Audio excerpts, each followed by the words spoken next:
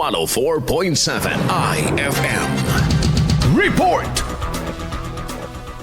Binuo sa bayan ng Bolinao ang Food Owners Association na bilang hakbang upang maging culinary and tourism destination ang Western Pangasinan. Nilawkan ng mga food establishments owners ang pagpupulong kung saan tinalakay ang modernong marketing strategies at pagsusulong sa paggamit ng mga lokal na sangkap na bahagi ng kultura ng bayan. Ginanap din ang eleksyon ng mga magsisilbing officers na mamumuno sa mga food owners sa bayan at mamamalakad sa pagpapatupad ng programa ng samahan kasunod sa pagpapaigting ng turismo ng Bolinao. Noong 2024, nakapagtala ang Bolinao Tourism and Information Office na aabot sa 744,000 na tourist arrivals na dumayo sa iba't ibang puok pasyalan na tampok sa bayan. Kasama mo mula dito sa IFM Dagupan. Ito si Idol Jama Victorio, Tatak, IFM.